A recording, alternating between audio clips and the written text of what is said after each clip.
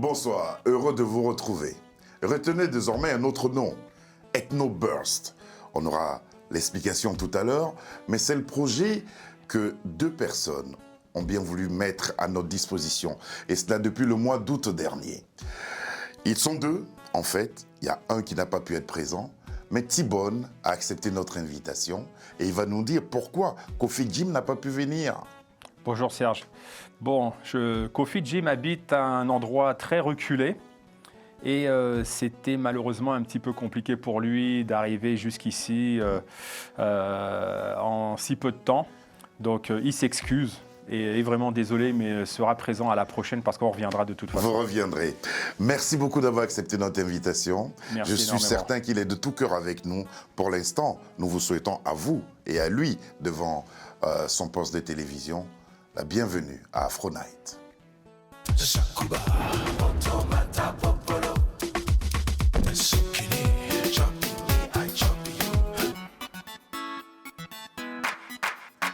C'est une belle aventure, c'est une grande entreprise aussi qui a envie de se mettre en place à travers ces deux jeunes gens, à savoir T-Bone et Kofi Jim. Voici la bande-annonce.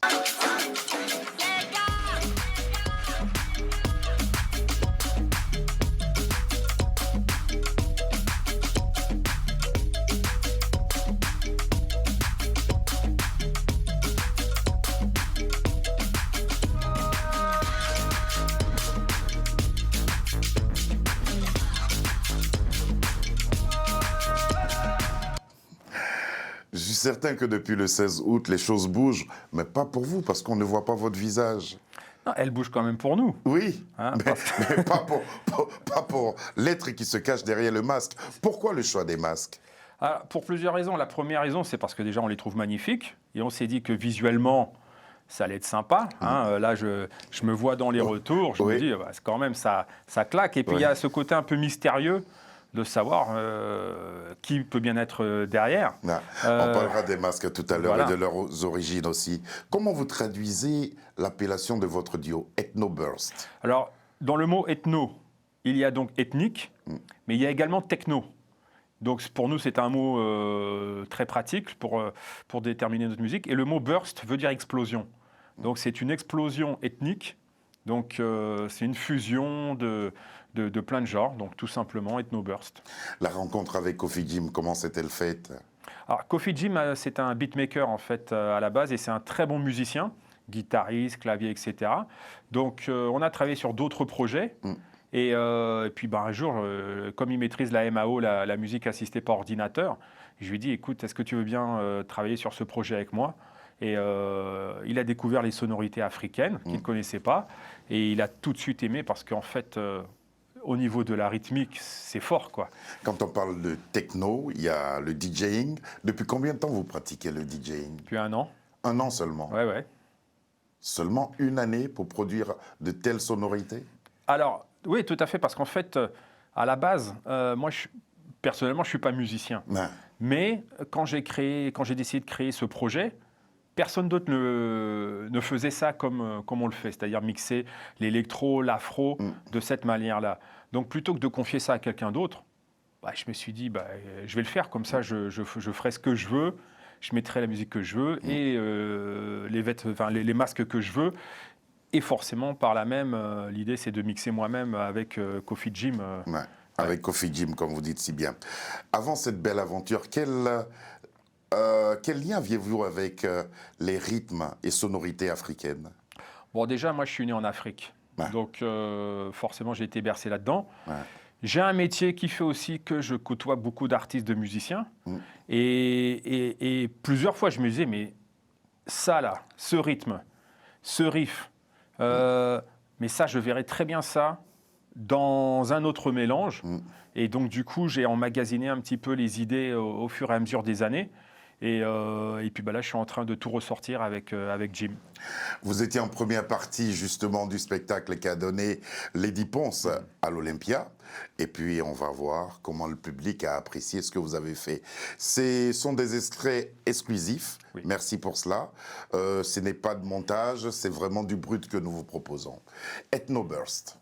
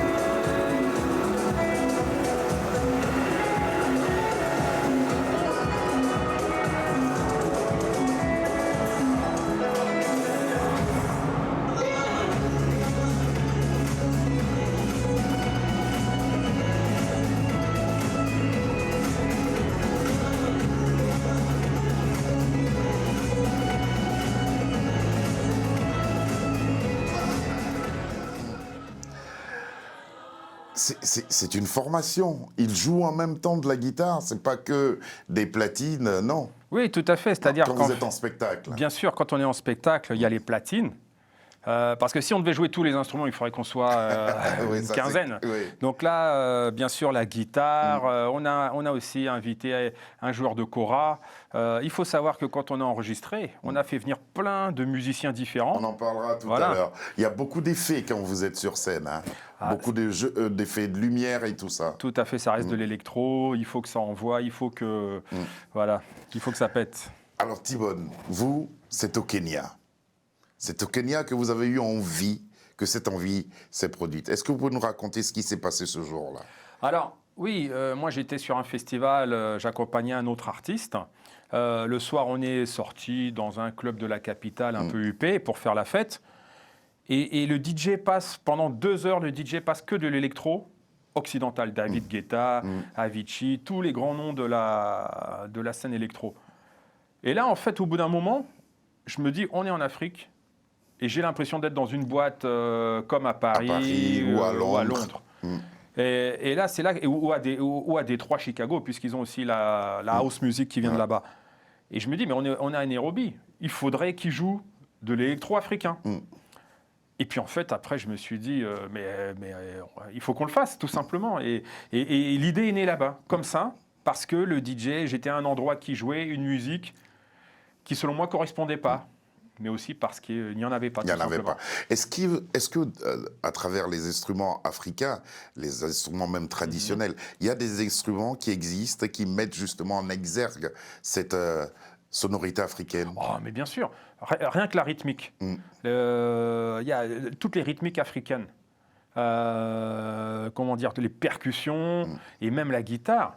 Oui, la guitare qu'on a entendue là tout à l'heure. Bien sûr. Là, pour le coup, c'était une guitare congolaise. Oui. Mais bon, on a pris plein de styles différents. On a du coupé-décalé, on a de la kora, on a du bensiking camerounais, on a du makossa, on a de... Mais vous, quel est l'instrument qui touche votre sensibilité? Moi, personnellement, bon, j'adore la guitare. Mais pour être sincère, avec Kofi, on a écouté énormément de choses. Et on se retrouve sur YouTube, dans des petits villages, au fin fond de Tanzanie, des fêtes, des cérémonies religieuses de Donc, vos recherches concernent dans toute l'Afrique? Bien sûr. Et là, une fois, on est même tombé sur ils avaient enterré le tam-tam au sol, pour que ça donne un son particulier. Mais je peux vous dire déjà que c'est un de nos prochains morceaux, parce que, voilà, et puis il y a le mandingue, c'est tellement riche. Votre EP s'appelle Afro Venture in Sound. C'est un titre lourd, fort, il y a l'esprit d'entreprise dedans. Pourquoi? Bon, il y a 2 raisons pour ce nom. Le premier, c'est parce que Venture in Sound, c'est l'aventure du son, avec Afro. La deuxième, c'est une petite anecdote parce que quand j'étais très jeune, j'ai organisé ma première soirée électro et je l'avais appelée Euro Venture in Sound. Donc c'est un rappel personnel à ça, et puis en plus je trouve tout simplement que ça sonne bien. Quels sont vos rôles respectifs, Kofi et vous, T-Bone? Alors moi, je suis celui qui apporte vraiment toutes les idées en termes de sonorité. Autant électro que afro. Alors bien sûr, Kofi maintenant apporte aussi des idées parce que il s'est mis à la page et il est très très intelligent. Lui, c'est le gars qui met sur ordinateur et dans la boîte tous les sons, qui les arrange.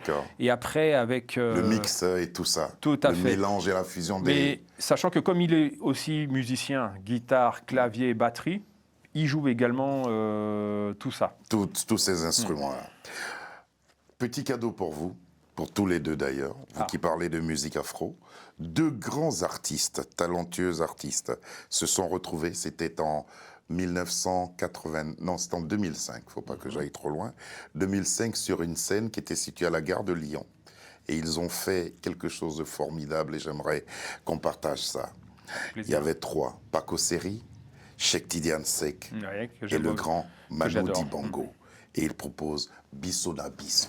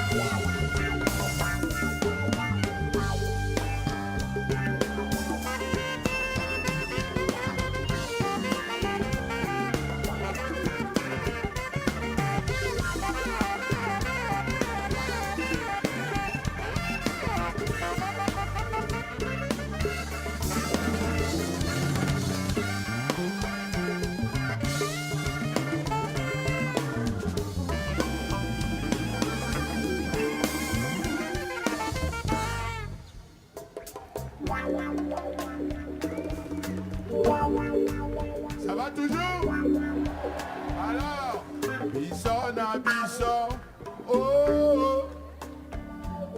Bissona, Bisson, oh. Ensemble.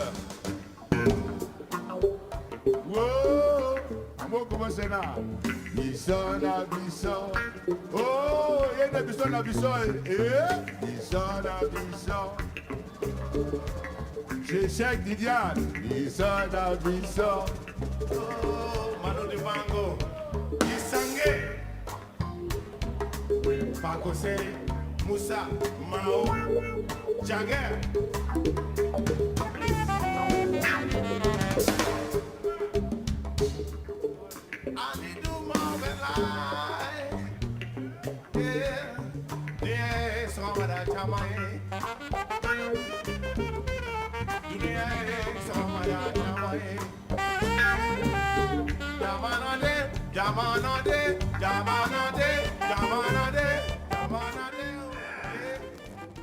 Somptueuse scène, hein?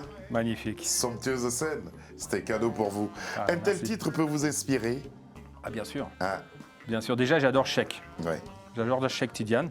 Et, Ils sont tous adorables. Là. Guy donc, Sanguet, Manou et... Oui, oui, oui, oui. Donc, bien sûr. En fait, pour être sincère, on pourrait un peu être considérés comme des pilleurs. Ouais, d'accord. Parce qu'en fait, Vous chopez un peu les sons un peu partout. absolument tous les Ouais. sons qui nous intéressent, on essaye de voir comment les introduire. Alors, on n'est pas que des pilleurs, parce que c'est aussi rendre hommage. Mais c'est vrai qu'on prend des choses qui nous intéressent, on adapte, on coince ça dans nos rythmes électro, et voilà. Hein. Et grâce à la belle exposition qu'il y a eu en ce qui concerne la chefferie du Cameroun, je connais un peu les masques camerounais maintenant. Ça, c'est dans l'ouest du Cameroun. Ça. Tout à fait, c'est en territoire bamileke. Et ça s'appelle comment? Le masque? Est-ce qu'il y a un nom particulier? Oh, non, non, Non. c'est un masque traditionnel, dignitaire camerounais. Mais alors justement, pourquoi le choix de ce masque? Bah, déjà parce qu'en fait, il est très symbolique, hein, les grandes oreilles, la trompe comme un éléphant. Donc tout de suite, il représente l'Afrique. Il est également très beau parce que vous pouvez voir qu'il est décoré de milliers de perles. Ouais. Moi, je suis tombé C'est amoureux du travail, de... hein? Ah, bien sûr, bien C'est sûr. du travail, hein. Et je trouvais que ça allait très très bien avec le style parce que tout le monde peut se sentir subjugué par ce genre de masque. Par ce genre de masque, justement. En pratiquant ce que vous faites aujourd'hui avec Ethnobirds, vous auriez pu vous mettre en avant, vous dévoiler au public. Pourquoi vouloir créer ce mystère-là? Je pense justement que c'est grâce au masque que visuellement on se met en avant. Si c'était nos têtes à nous, nous serions deux personnes lambda. Mais l'originalité de vos compositions aurait interpellé les mélomanes. Et ben, tant mieux, comme ça fait de l'originalité à l'originalité.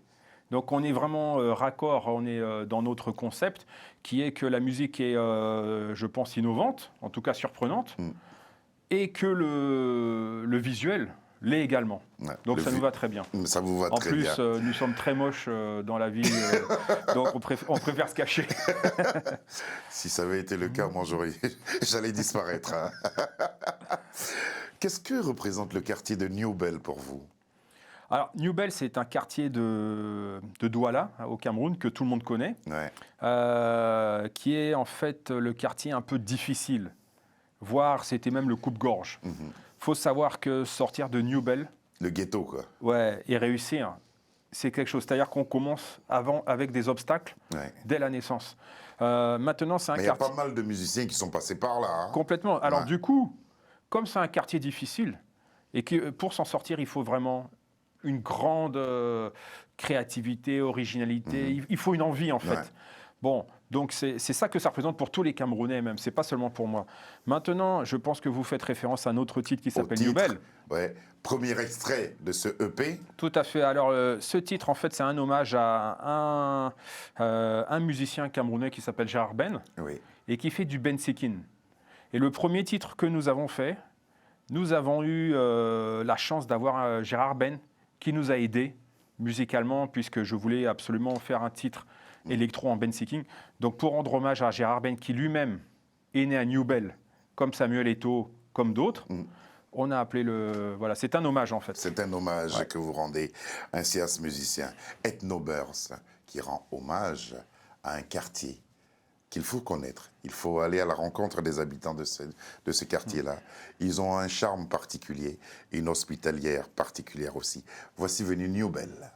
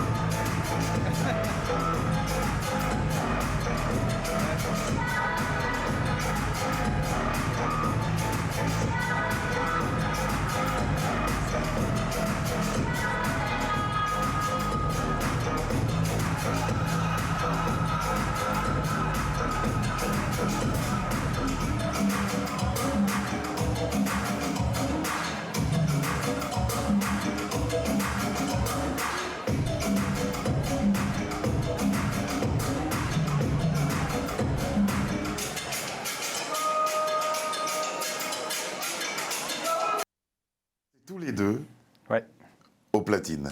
Tout à fait. Là, tout à l'heure, on a vu Guitare, Kofi à la guitare, mais là, c'est tous les deux au platine. Ça arrive que vous jouez de cette façon-là?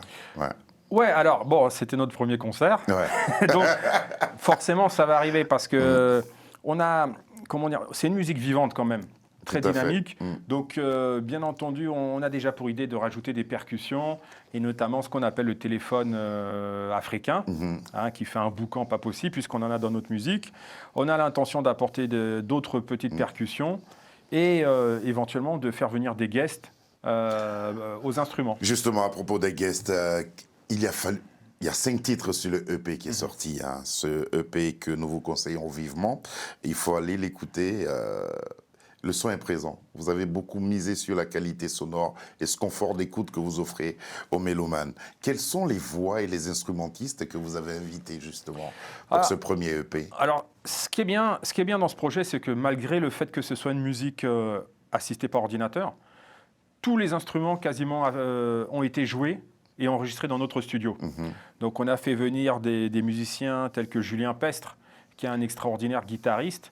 Julien est arrivé, il nous a fait directement une quarantaine de riffs de différents pays. Donc de la siko, du mandingue, de la rumba, etc. Donc ça nous fait une banque de sons. Vous offrez cette liberté-là aux musiciens de faire ce qu'ils veulent faire. Voilà, on leur offre la liberté, mais on a aussi on a déjà des idées. Mais l'avantage des musiciens, c'est qu'ils nous apportent encore plus, puisque on est limité, nous, eux sont illimités. Donc on a fait venir Cool, qui est un percussionniste, qui nous a joué une quarantaine de percussions différentes. Des fois même sur un son, ça peut être un cling-cling, mais on garde. Et on a fait venir des bassistes et des joueurs de kora. Donc pareil, la kora, il nous a joué une trentaine de sons jusqu'à ce qu'on trouve, tiens, celui-là, on sait comment on va l'utiliser. Des fois, on a déjà nous-mêmes l'idée du riff qu'on veut. Avec toutes ces données, il y a un album qui est déjà prêt, quasiment prêt, je dirais. On a de la matière. L'idée, c'est... Là, on a sorti un 5 titres. L'idée, c'est d'en sortir un 5 autres, pardon, d'ici la fin de l'année. Et les chanteurs? C'est pareil. On a une chanson sur laquelle on a fait venir un chanteur congolais, donc, qui s'appelle Sakra. Donc, c'est pareil, ça va être en fonction.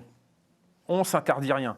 Et je pense même que des fois, quand on aura des chanteurs ou des chanteuses, parce qu'on a déjà des idées avec des chanteuses, on a des voix africaines fantastiques, bien entendu, on va mixer, on va préparer EP tout de ça. présentation. Complètement, Quelles sont vos ambitions communes avec justement le label Antesic Records?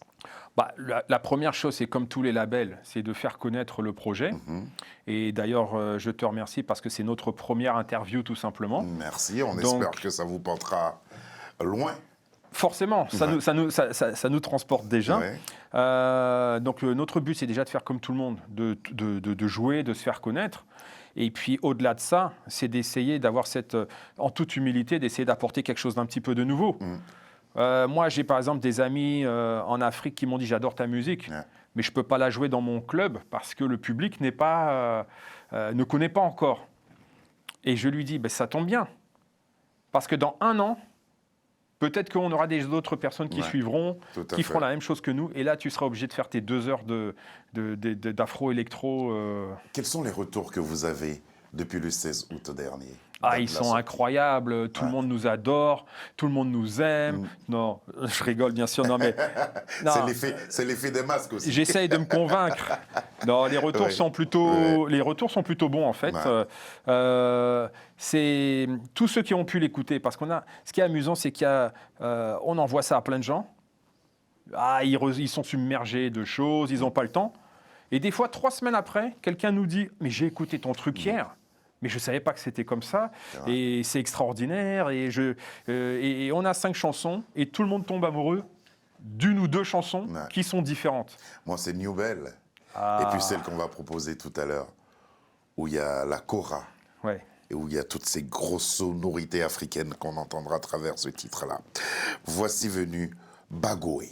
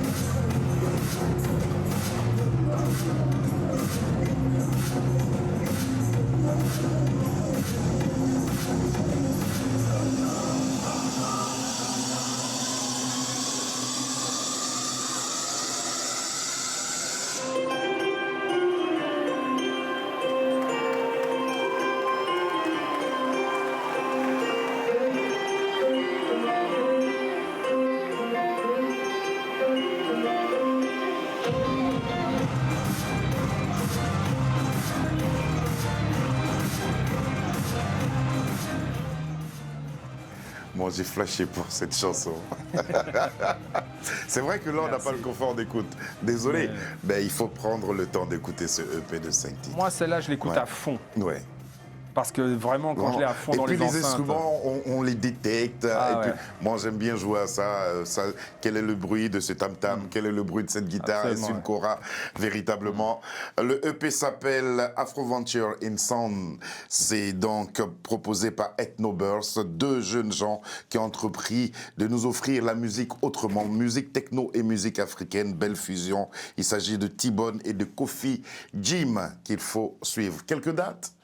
Oui, alors pour l'instant, on a eu quelques propositions. C'est vrai que tout allait vite parce qu'on a sorti le EP le 16 août. On s'est trouvé sur cet Olympia. Bon, nous, on était plus partis pour composer 5 autres morceaux parce que pour avoir un set plus long. Et là, on a déjà eu quelques propositions, donc il n'y a rien qui est encore fixé. Mais on a déjà eu quelques propositions, et notamment à l'étranger. Donc c'est... Je suis bien heureux pour vous. Merci. Merci beaucoup, T-Bone. Merci d'être venu jusqu'à nous faire partager votre passion pour la musique en général, qu'elle soit électronique, qu'elle soit jouée par des musiciens africains, que ce soit des sonorités africaines, ça reste la musique. Il n'y a pas de frontière pour elle. Absolument Quand pas. elle est belle, elle est belle. Et nous, on fait de la fusion, donc on fait encore en sorte que ça se rapproche. Merci. Merci. Et revenez quand vous irez à Nairobi. nous raconter ce qui s'est passé Avec plaisir. quand vous leur avez proposé ça. Merci beaucoup de nous avoir suivis. Il s'agissait aujourd'hui d'être en compagnie de T-Bone, du duo Ethno Burst. Merci beaucoup à Sabir Gaïb qui a réalisé cette émission, à Lucie John qui s'est occupée du son aussi, des lumières. Merci à Davina et à Marie qui nous ont aidés à sa préparation. Je profite pour saluer Geneviève Charon que nous retrouvons avec beaucoup de plaisir. Bonsoir et à demain.